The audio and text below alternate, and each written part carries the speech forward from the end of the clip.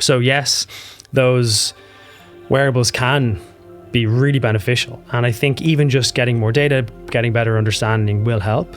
But they can also be a little bit dangerous. I've worked with some athletes who have brought their own pillows. Yeah. They brought things that they just always have in their room, whether it's like, a blanket, a pillow, a scent, something that reminds them of being at home. And I've had athletes bring 2 pillows with them on a bus and a plane, and it has gotten to that point where that makes them sleep better. And sometimes I think if you're physically tired enough, not excessively tired, that can help you feel more tired going to bed, feel sleepier, and often your body will seek the sleep that it needs. Welcome to Sleep On with the Sleep Charity. I'm Dr Sophie Bostock, sleep scientist and sleep evangelist, and I'm on a mission to help millions of people to unlock the power of sleep for health, happiness, and peak performance. In each episode, I speak with a guest to uncover the science and stories behind better sleep, exploring what works, what doesn't, and how we can all build habits that support deeper rest. Today, I'm joined by Dr Peter Tierney. Peter is a performance scientist, researcher, and consultant who spent years working at the sharp end of elite sport. He's worked in professional rugby and football, and more recently in the world of innovation and wearable technology. With a PhD in applied sports science and a deep expertise in data analytics, Peter specialises in the real-world intersection of how to protect sleep and recovery and understanding the impact on performance. In this episode, we'll explore what Peter has learned from working with high performers, how sleep and recovery show up in real data, what wearable tech gets right and wrong, and how all of us can build more sustainable recovery habits in an always-on world.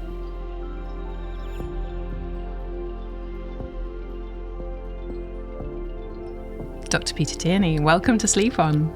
Good to be here. Nice to chat. Well, I'm particularly excited about this conversation because I am trying to convert myself from a mere mortal into an athlete before I tackle the Atlantic in December. So I'm literally taking notes as we talk. But we usually start the podcast with a quick fire round just to warm us up. Okay. There are no rules except you're not allowed to think for too long. Okay. So if I say sleep, what comes to mind for you? Bed. Early bird or night owl? Early bird.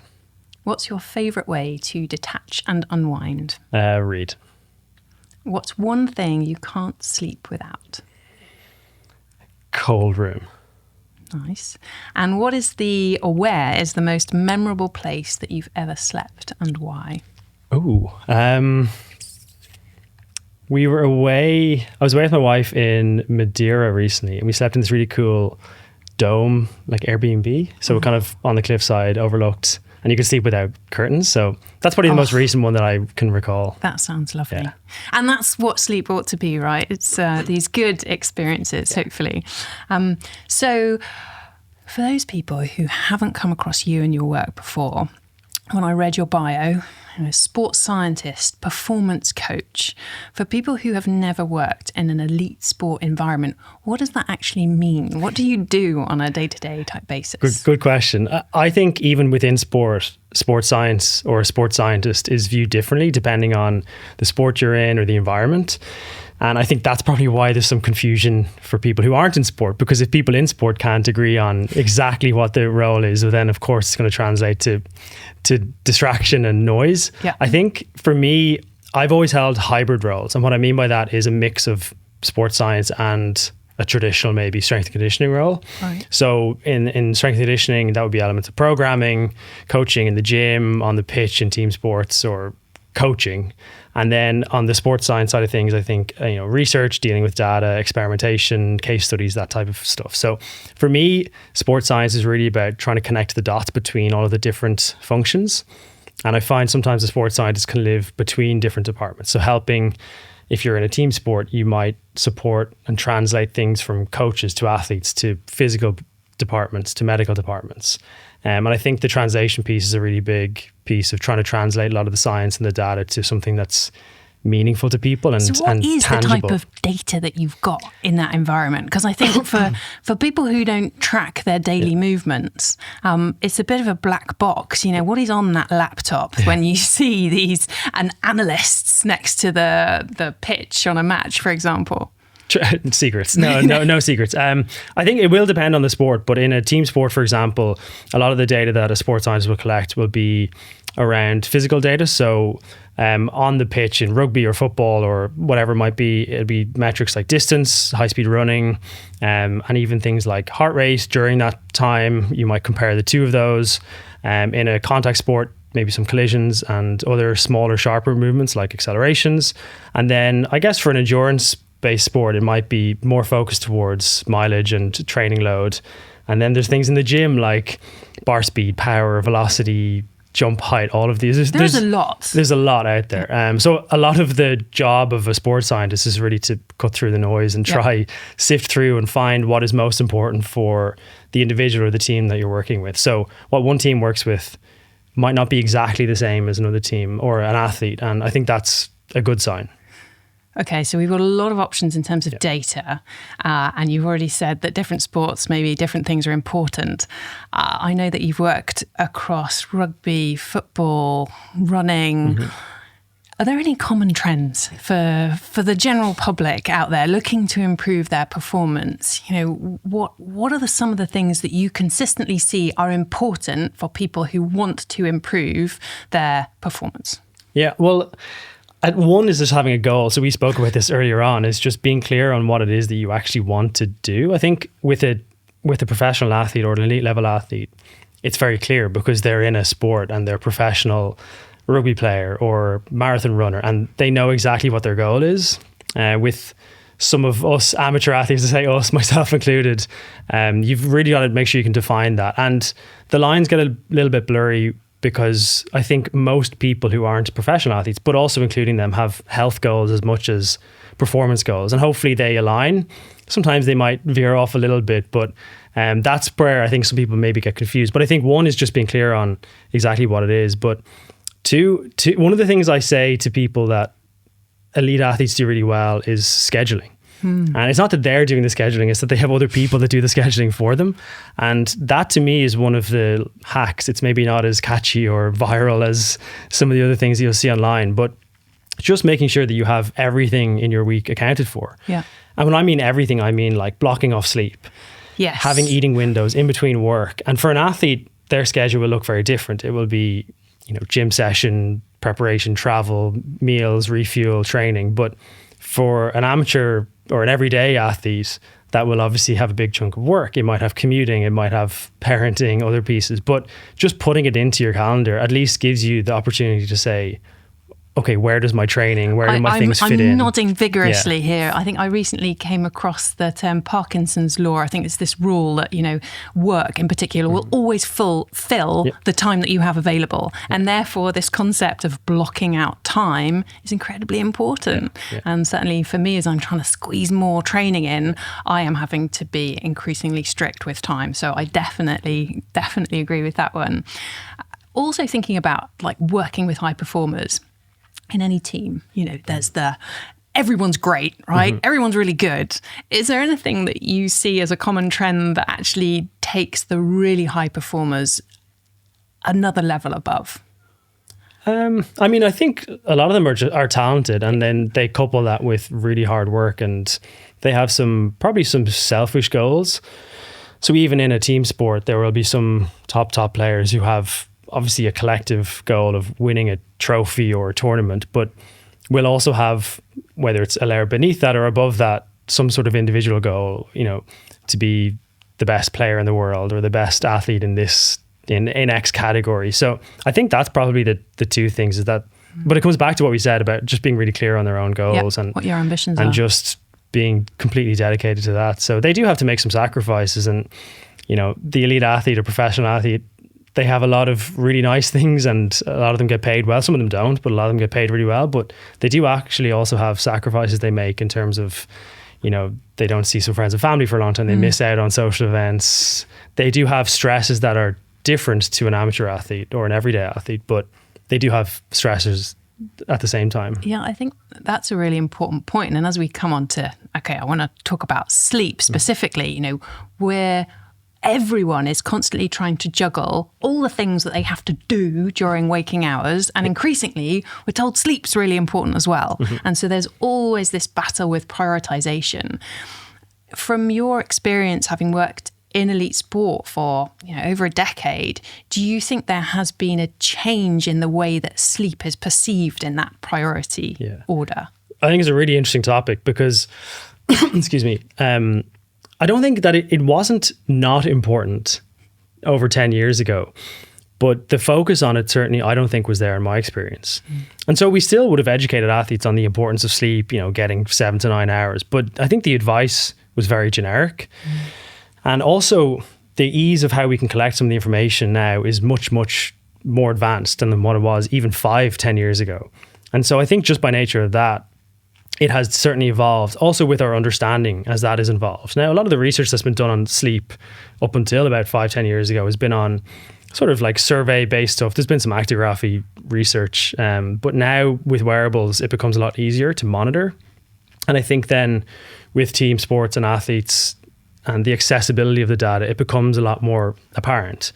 And then there are, people like yourself, and there's other sort of health communicators and researchers who are sharing more and more insight. And I think it's sort of to and fro's between, the importance. We've got more data. We've also got more people who are talking about it. There's more research. So it does seem to be, hopefully, most of the time, a virtuous cycle, that there's more focus, and that hopefully is a good thing. But this issue around data and sleep, in those sporting environments, are athletes being routinely asked to track their sleep? Are they asked to share that data?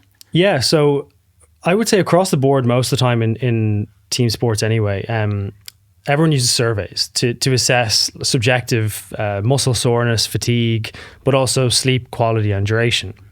Now, what's more common now is the integration of wearables into that, which maybe saves 1 or 2 questions being asked of somebody if an athlete is willing to wear a device.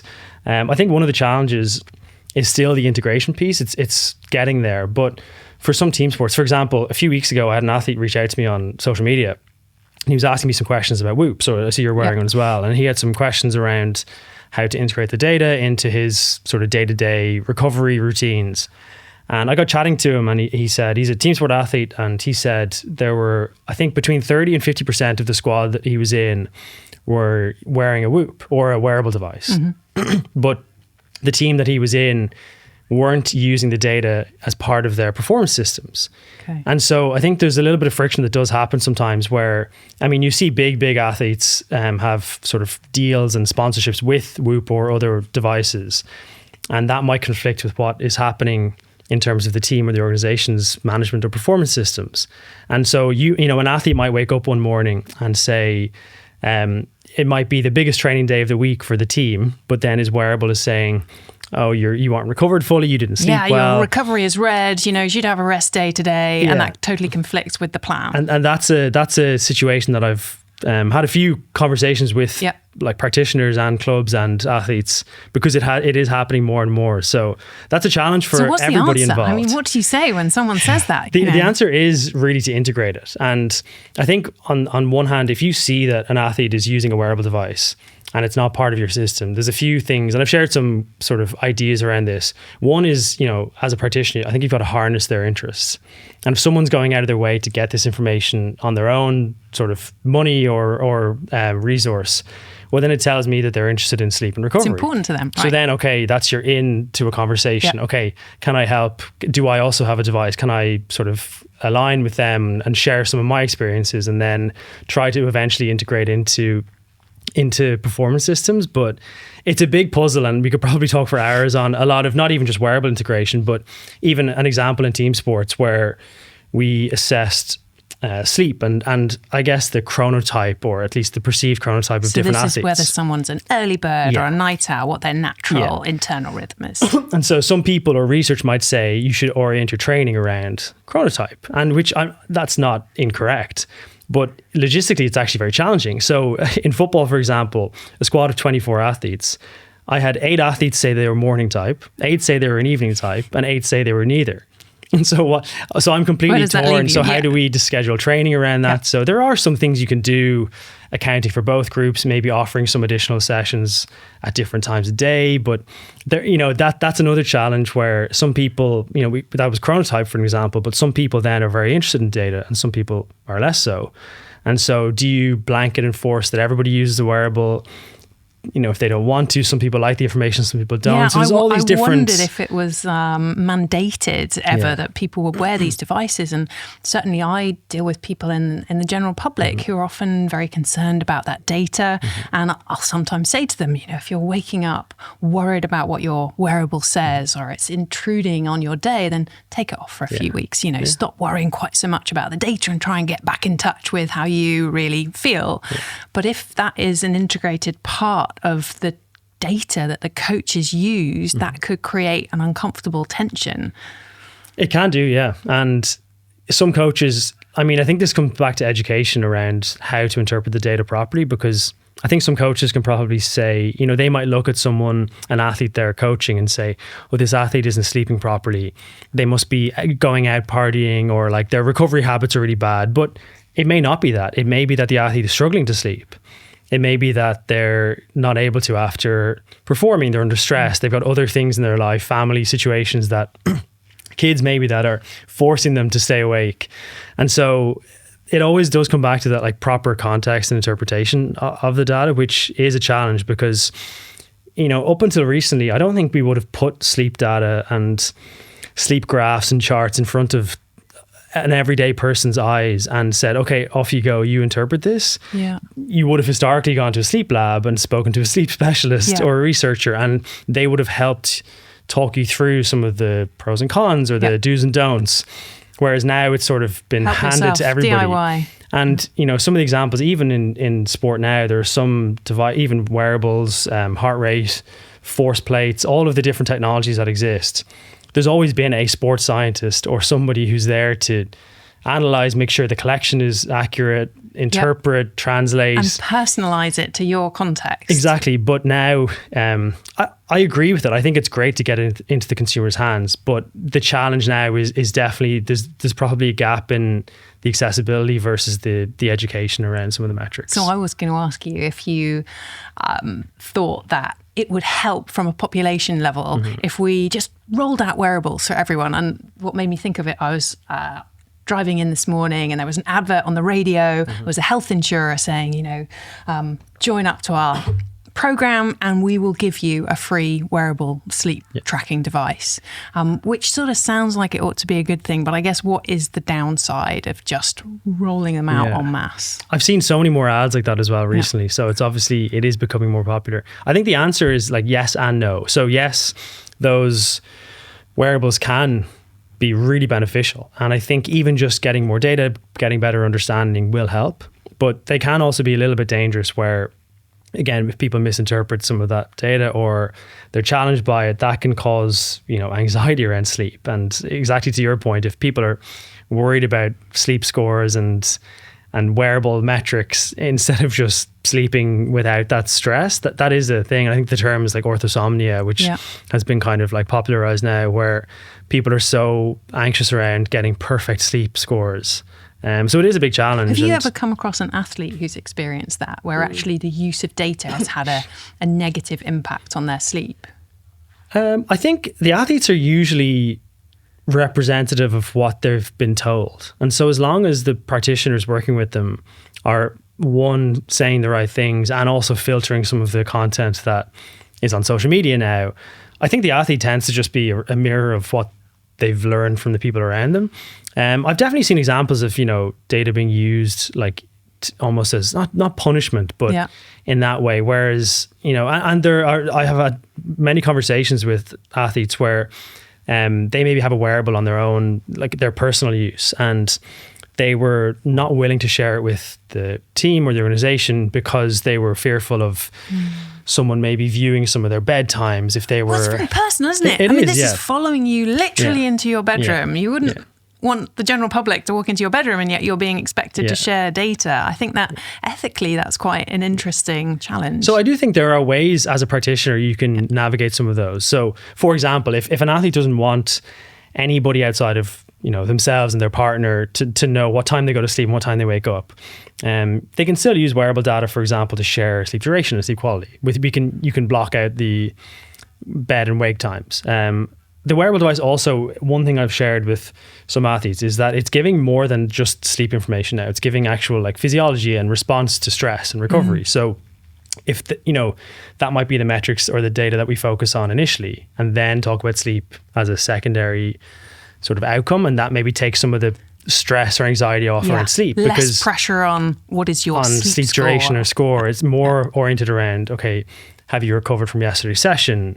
What does your status look like this morning with your subjective responses, and trying to be a bit more holistic about approaching it. And I find that tends to get through to people, I think. Yeah, I think that sounds really sensible. I know as a scientist, you measure yourself a lot, and you've shared on social media some of your data, which is really interesting. To what extent do you use wearable technology on yourself to improve your performance? Or how have you found it most useful? So I use quite a lot, and not that I use everything because I need to use it. I use it to test so that I can give a holistic recommendation. When somebody asks, this is my situation, what would you recommend for me with these goals or caveats in mind? So there's been times when I've had too many devices at the same time, simultaneously tracking. The benefit of that is that I don't get too attached to the numbers, because when you start to see so much of it, you probably see a lot of variability where you might not have expected it. And I guess I've just been doing this for a while, that it's easy for me that I don't get obsessive over data. I wake up in the morning and I'll sync devices and check. The device that I use, or the two, I guess, maybe two or three, for me at the moment, one is an Oura ring, so I use that. I also use a Whoop as well, but Oura is the device I've had for almost maybe 6 years. And I've used that continuously. Again, I don't wear it during the day. It's a sleep tracker in my eyes. I do have a smartwatch that I use to track like running and heart rate and pace. Again, I wore it this morning for my run, but I don't wear it most of the time outside of that. And then I do have another device that I use in the gym, and I have access to much more as well, but that can measure like power and strength and jump height and a few things. So I use the data quite not, I wouldn't say rigorously, but I use it as gauges. And unless something is really alarmingly out of my normal range day to day, I tend to just look at it and kind of forget it. But what I'll do, and what you referred to, is more so I'll retrospectively look back on a month or 2 months or 6 months or a year. And that to me is the real value in a lot of the wearable data or any technology and numbers related to health and fitness is, okay, if I'm training for a marathon, use the data to tweak bits as I go along, but afterwards sit down and review the data and go, okay, if I want to do another marathon, what would I change? What worked well? How did I respond to this? What was my sleep like? That's a really good point. I mean, I'm often encouraging people to look at trends rather than single occasions, but actually that retrospective, I think, is something we probably don't do enough. It can be very powerful. You've had a poor sleeper and perhaps, several months have gone by, and then when they look back at how poor their sleep was, I have to say the same thing is true if you use pen and paper diaries. It doesn't always have to be a wearable, but it can be so powerful to see that improvement and build people's confidence. Definitely, yeah. And I think, like you said, I do share some of my own data and experiments and case studies. And I think that's really the use case for a lot of people or the benefit of this technology, or like you said, if it's just journaling, is, okay, collect a month of information, whether that's body weight or sleep or insert any variable, make a plan for a month, and then, review. Okay, has anything changed? Has my sleep improved? Has my fitness gotten better?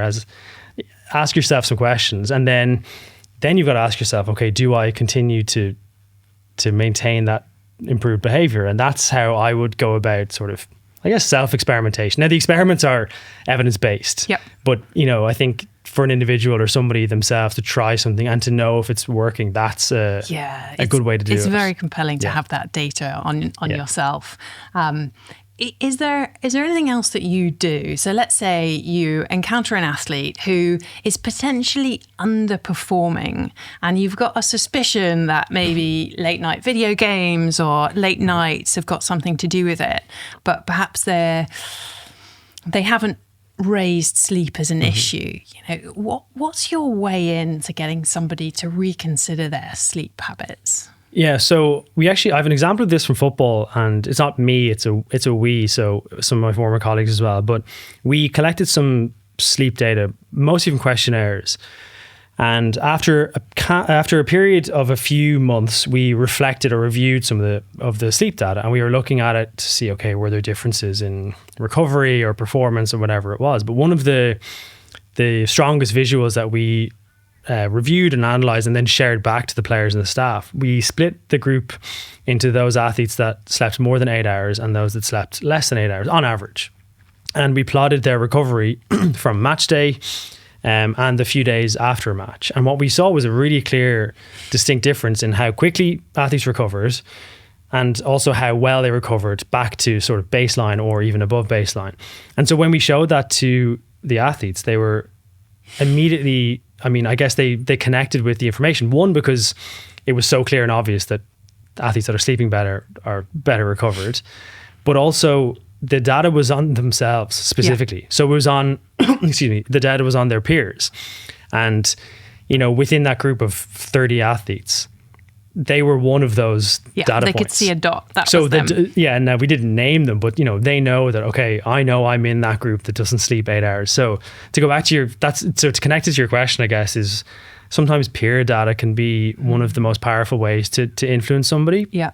And so I think it's really trying to find, everyone's going to be different. And it's trying to find ways that you can connect with somebody on an individual basis that, okay, they might not want me to ask this question, but if I can show them something else, they might start to, be open to trying something different, particularly around sleep as well.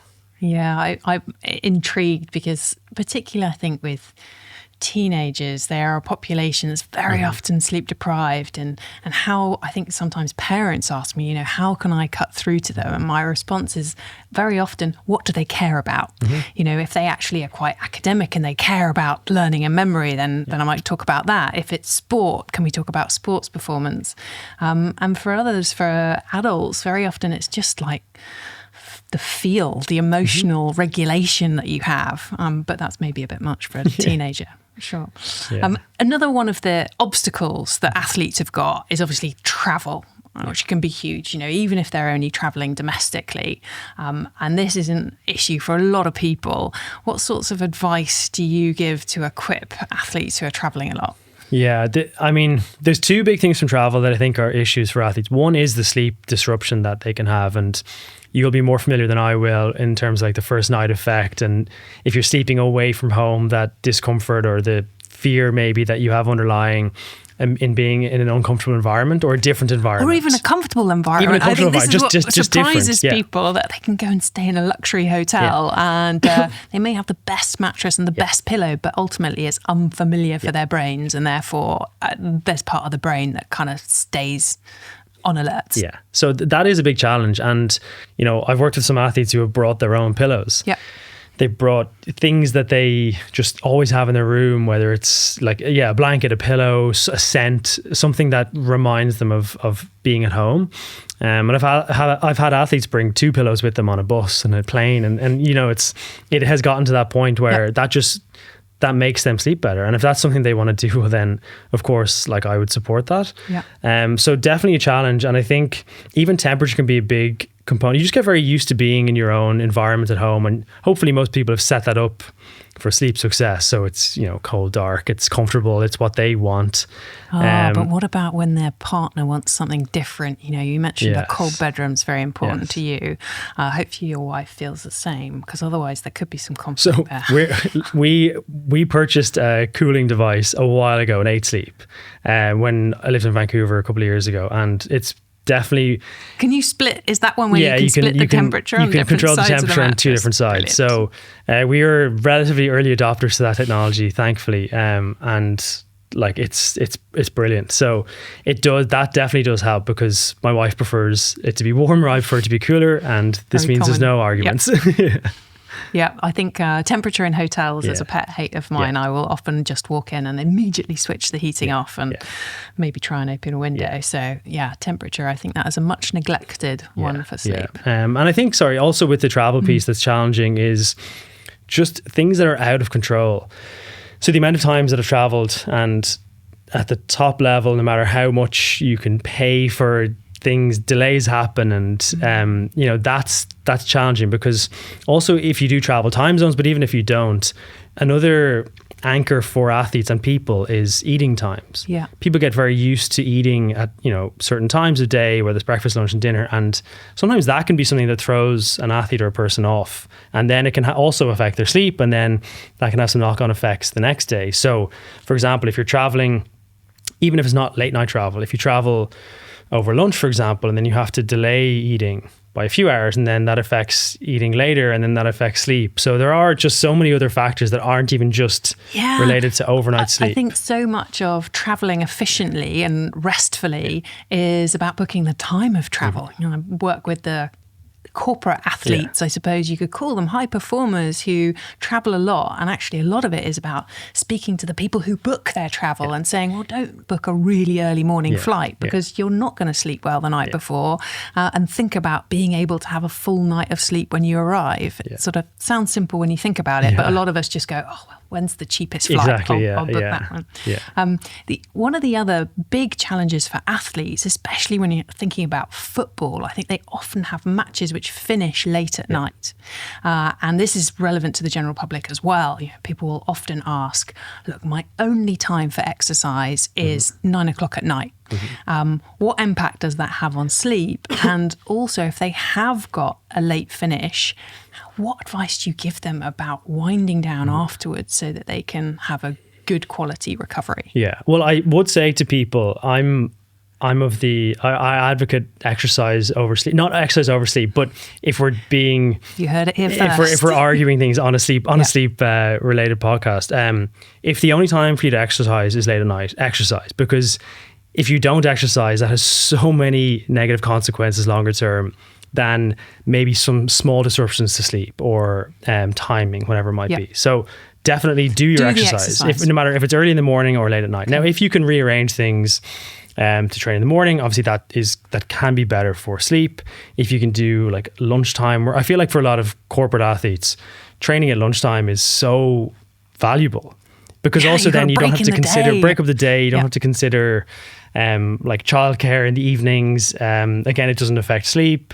You can maybe use caffeine if you're feeling tired. There's a few of those pieces where I've really seen the value of that with a lot of people trying to. Now, not everyone has the luxury to do that, which is or they don't feel like they do. I think when you've never done that, when you've never taken a break from your incredibly busy day to go and take a walk or a jog at lunchtime, it can feel incredibly foreign, but universally beneficial, I think. Definitely, yeah. But if you do have to train or exercise in the evenings, one, I would steer away from caffeine. And if you are a competitive athlete of any level, I would reserve caffeine for performance for competition or for a match. So for example, if you play a team sport and you train Tuesday, Thursday evenings, and maybe you have competitions on Sunday or Saturday evenings, caffeine is a performance enhancer, so we can't ignore that. It's also cheap and accessible. So in that situation, I would advise people to not use it for training. And if they really need a performance boost for a competition or tournament, that's the situation where I'd use it. And you've got to weigh up, be more sensitive to it if they don't take it. Yeah, and you've also got to weigh up the benefit, sort of negative consequence of, okay, is me getting a performance benefit from caffeine, does that outweigh the impact it will have on my sleep? Now, if you ask an athlete competing at the top level, they will inevitably say yes, because they're looking for any performance gain that they can think of. Yeah. But for a corporate athlete, as you described, or myself included, I would not be at that level to warrant taking caffeine late at night. But the second thing is eating straight after it.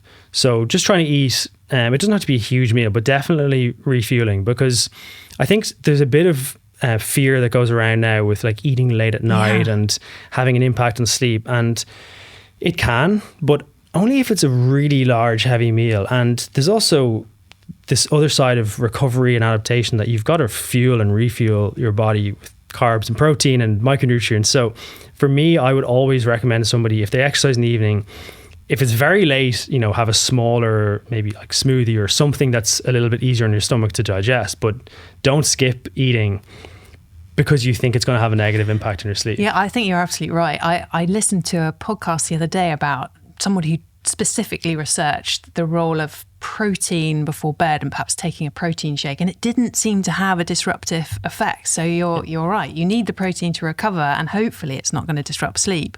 But I suppose that does make us wander into what I call the minefield of supplements. You know, if an athlete comes to you and says, Doc, you know, what can I take? Is there anything I can take that's going to help me to wind down and sleep after a match specifically? I would say, yeah, supplements can definitely help. And this is always a really interesting topic to have a conversation about, because usually it's the place that people start. Whereas, unfortunately, that's like even people who create supplements, if they're good practitioners, they will tell you like, you know, this will help, but only if you're doing all these other things first. Yeah. So, you know, of course, supplement companies want to sell you those things, but at the end of the day, you have to get the other pieces in order. I think instead of me saying like which specific ingredients, there are some that are like have some good evidence behind them. I would say one, you know, you've got to do a bit of research, and this is probably where I'll tell people how to do something versus what to do, or like what to take. But, you know, okay, look for ingredients that are evidence-based, and look for dosages of those specific ingredients that are backed by research. And that's one of the challenges which a lot of companies will use a claim for an ingredient like magnesium or theanine and say, yeah, the theanine improves sleep. And they're not lying. But then if you check the dose that's in their supplement versus the dose that's been used to show the benefit, it can be much, much smaller. And so their claim is sort of correct, but not truthful. If you can, or it was in rats, or it was in an elderly population that may not be completely relevant. So if you look for those, if you're looking for a supplement, if you really think, if you have all the other pieces in order, so consistent wake and sleep times, I would say physical activity, your environment is set up for sleep success, and so it's cold, dark, comfortable quiet, for yourself, quiet. And then you've also you're exercising enough and you're eating sufficiently and appropriately. Then look to supplements, but only really if you have some deficiencies as well. But look for those things. So evidence-based ingredients, the correct dosages. I would look for like third-party testing as well to make sure that, you know, one, what a company claims is in the supplement is actually in it, and also that there's not anything unwanted. And this fourth one was interesting, and I am doing some work with a brand who are, you know, using or creating supplements, March On as well, so I can share that. And this isn't an ad for them, but it's one of the things that I'm doing where I think the fourth thing people should be looking for is product research. And what I mean by that is actual research on the company's product. So every company who will make a sleep supplement, for example, let's continue to talk about sleep, they will pretty much use some combination of evidence-based ingredients, and people will look for those things straight away. And I think our knowledge as a whole is there now, so everyone will look at a sleep supplement and go, okay, tart cherry, that's proven. Exactly. Okay, magnesium, I'm kind of familiar.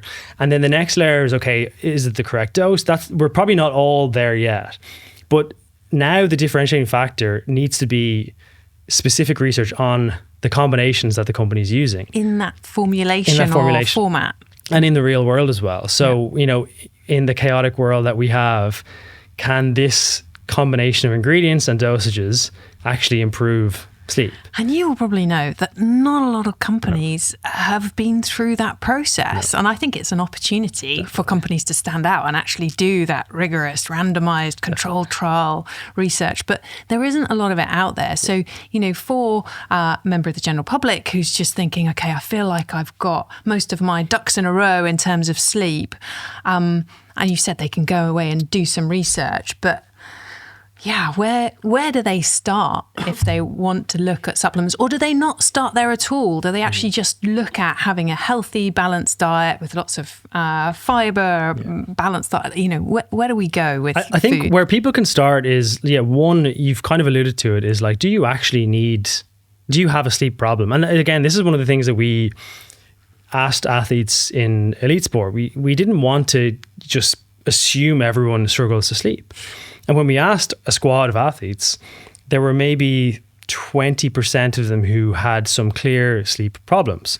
The rest of them didn't. Now, we still supported them and made sure they had, you know, like we said, the basics in place and good environment. But we didn't shove specific advice to them every day because they didn't need it. They were able to sleep comfortably, and it was you might even make them more anxious. Exactly. If you've got people who are sleeping well and you're suddenly trying to go through everything they do with it. So we focus on the people who have sleep problems or issues or feel like they do.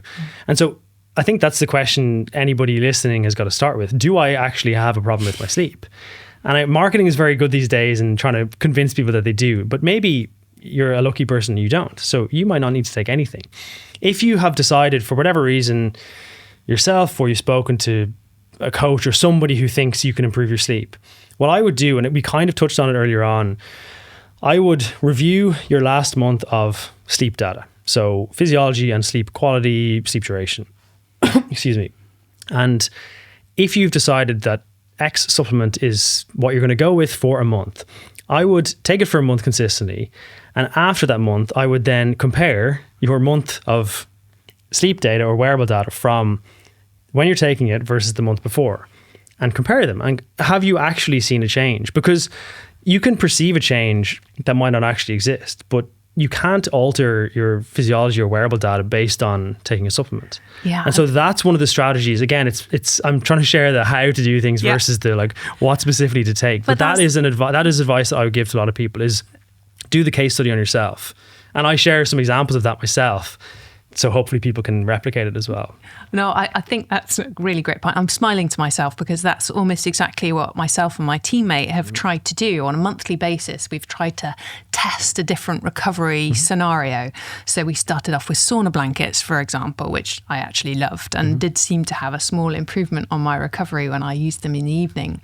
But then I started using a supplement, looked at my sleep data, and then what happens is you get a cold or you've got a period of travel, and actually you find that the set of circumstances in real life from one month to the next is not the same. So it's I think you can start off with this protocol, this ambition, but real life sometimes is just a bit tricky. So I totally agree with you. That's absolutely what people ought to try. And if you find that real life gets in the way, sometimes you have to do it again, or you have to do it for longer. Definitely. And one of the pieces of advice I give you is never include, or try not to include, December or January in your sleep. I went wrong. In your baseline, because one, we just know that December is a very social time for people in, the UK and wherever you're listening, I'm sure all over the world.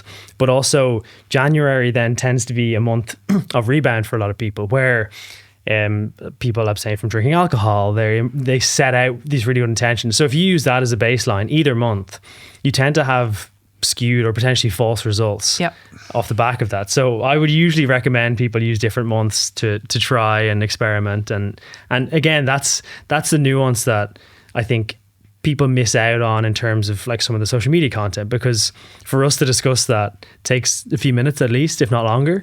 And unfortunately it's difficult to squeeze into a 20-second it's true video. And I think the other thing that I'll share, that having done these experiments, perhaps paying a little bit more attention to my own data than I had previously, trying to improve my heart rate variability, which is a metric of how adaptable your nervous system is. And I've been trying all sorts of things, not really seeing much movement. And then last weekend, I went on holiday for 3 days. I didn't do any work. I had a glass of wine in the evening, which is sort of famous for tanking your heart rate variability. And what happened the next morning? The highest heart rate variability that I'd had. And it was, of course, because I'd taken myself away from a lot of the stressors that I'm usually under. And it really made me sort of reflect and think, just managing psychological stress has such a huge impact on our physiology. Definitely. And that happens. I've heard that story many times where people will just take a day off or 2 days off, and that's often the main driver for improved recovery or physiology. And this is also one of the challenges with trying to identify the effect that certain strategies have on recovery. And so, for example, hopefully everyone's taking rest days in their exercise routines, but often on a rest recovery day, people will fill that day, so they won't exercise. So that's what I mean by a rest recovery day. It's planned day of no running or no gym or whatever your activity is. But often in that day, they will do a lot of restorative practices. So they might go to the sauna, and they might get a massage, they might take a supplement, or whatever the case may be. And what's challenging for people to understand is that they'll wake up the next morning and they'll say, oh, I have the best heart rate variability I've had. Oh, that must have been because of like the sauna that I did yesterday or the supplement that I took. But actually it's just probably because of the fact that you took a rest day. Rested, yeah. And so even if you didn't, and again, if you really want to dive a little bit deeper and understand the effect of those things, you've got to single out one and not do the others. And not do the others for a couple of consecutive weeks, change. And that's where that's the research that we do, but that's maybe where people struggle to connect. When we start doing science on ourselves, we realize just the reason why things are not always cut and dried, because there's lots of variables that we don't measure. But that doesn't mean we shouldn't do it. And I think still taking that scientific approach is really good.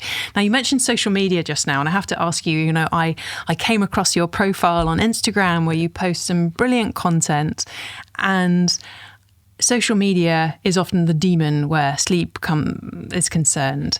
And I know you work a lot with athletes for whom actually managing their personal brand is sometimes almost as important as optimizing their performance on the pitch, because that's where they get sponsors. It's part of their jobs.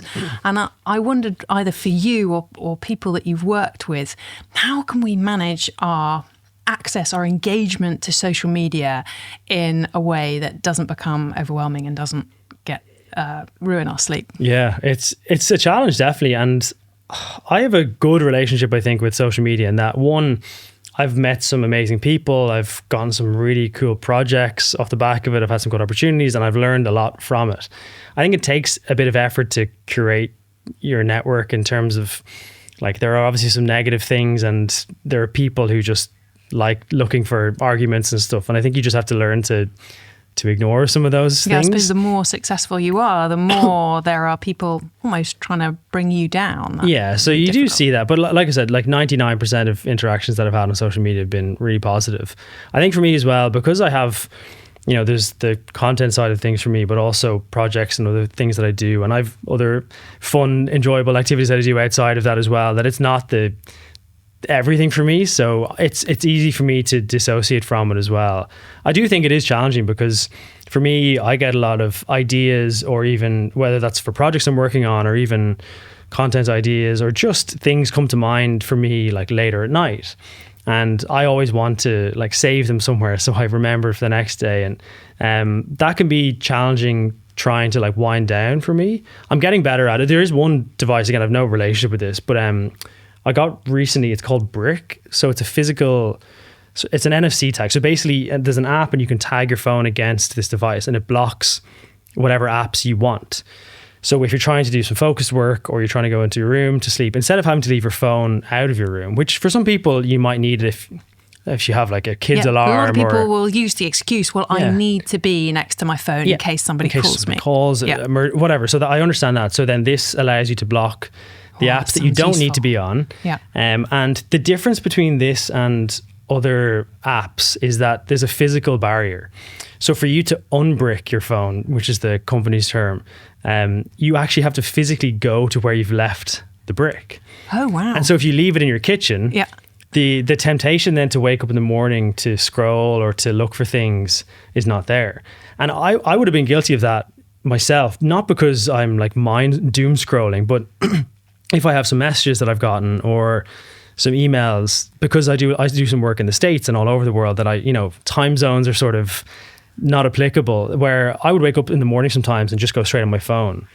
But often I'm like, I don't really need to do that. I can leave my phone out for 2 minutes and get up and then do some work in the kitchen. So that's been a really nice little kind of hack to try for people. More conscious effort if you really, making you think about whether you really want to use your phone or not. Yeah, that's a good one. And talking of good and helpful tips, we always try and leave our listeners with an experiment that they can do for themselves. And I wondered if you could identify one thing for our listeners to try that might help them to improve the quality of their sleep or recovery, what would it be? So I'll preface this, we've given the how to do it earlier on. So use your data, maybe ask yourself some questions, and then take a month to see the change. I think for me, depending on how active people are, I think some sleep quality issues can be actually improved from increasing physical activity. And I think it's often one that people talk about the supplements first and the nighttime routine and the environment, and they are all important and impactful. But sometimes I think if you're physically tired enough, not excessively tired, that can help you feel more tired going to bed, feel sleepier, and often your body will seek the sleep that it needs, particularly sleep stages. And I know people try, I want to increase my REM sleep, and I'm not sure that that's actually something you can do. But if you're physically active, your body will seek deep sleep, which is more restful. And I think often that can be associated with people perceiving improved sleep quality. So exercise a little bit more might be my little experiment. Move your body a little bit more. Yeah. Okay, so that's very often our last question, but I'm going to be quite cheeky and actually probe a little bit further because as I prefaced at the beginning of this conversation, I am going to be rowing across the Atlantic in December. And so I'll be doing at least 12 hours of rowing a day, every day, for around about 38 days, give or take. 37, isn't it? 37 would be a great outcome.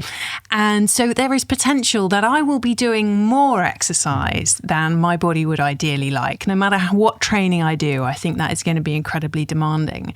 And so there is a risk there that I'm overdoing it from a physical activity perspective. Do you have any advice on how I might improve or optimize the quality of the recovery that I get in between rowing shifts? So we might be rowing, for example, 2 hours on and then having 2 hours off. Nutrition is definitely going to be your best friend. So I would be fueling even while you're exercising to make sure you have enough sustained energy, but also almost thinking of recovering before you've finished the day. Nice. So nutrition, definitely your best friend. If you can be consistent with sleep, now that's easier said than done. It's easy for me to sit here on this comfortable chair and say, be consistent with your sleep whilst you're rowing across the Atlantic. I think primarily I would focus on, and again, you'll know more about this than I will, but I would focus more on quantity. I understand regularity is important and everything else, but in that situation specifically, for me, if you're able to get pockets of 30-minute naps, there's going to be some naps. Even if it's 4 hours and then you're rowing again, you take another 2 hours. Like for me, I think in that situation, just get as much as you can and your body will need it. So those two things, really interesting. This isn't an answer to your question, but Killian Jornet is one of the greatest ultra runners in the world ever. I've spoken to him a couple of times, and he was on a podcast recently as well, and he shared some information. He did a sort of a series in America where it was called States of Elevation. He ran some of the highest peaks in America in different states for a continuous amount of days, and he cycled in between them. So amazing athlete, but he shared his perspective on it, and he's always been very open on sharing a lot of his wearable data and testing and insights. And one of the things he said his physiology was impacted quite dramatically early on. So maybe, I think it might have been about 40 days. So maybe similar timelines. Yeah, it's a good parallel. So the first few days was chaotic. It was up and down. His body was really establishing it. But then he said by the end of it, his body had almost accepted, or in his words, that this was the new normal. And so there was actually a period of instability at the start where I think for you might see your physiology skew. There's going to be a few reds in the recovery schools. And maybe your sleep suffers. But I think if you can get through the initial period of instability, and almost like what I say to a lot of people is zoom out a little bit and go, okay, I know I'm going to have a few turbulent days. The first 5 to 10 days might be really challenging, fatiguing, stressful. I think you'll get to a period for the last 25 days maybe where you sort of have settled into a routine. Your body has accepted, okay, this is what I'm doing for the next 2 to 3 weeks. So hopefully his experience is the same as yours. Hopeful. And I have to admit, that's one of the reasons to do it is because I'm curious about how my body will cope. And certainly having spoken to other ocean rowers, it's something that they say that after a week or so, it actually gets easier. So I look forward to that. But thank you for those moments of hope. Peter, thank you so much for joining us on Sleep On. I'm tremendously grateful. And I'm ready to go and become a high performer now. Yeah, I'm excited to see you break the record. Thank you very much. I really enjoyed talking to Peter and learning about his insights of working with elite athletes. A couple of things stood out to me. One was around the use of data, and that even in an elite sport environment, you can potentially have too much data. The real value of it is understanding the context in which you're collecting interpreting it. And sometimes we all need a little bit of help and support to interpret the data so that it's meaningful for us. Another thing was around how the same tools are useful for all of us, whether you're an elite athlete or not. Consistency, the right nutrition, regular exercise, winding down before bed. These are the core pillars that all of us need to remember. No matter who you are, they are going to help you to improve your sleep.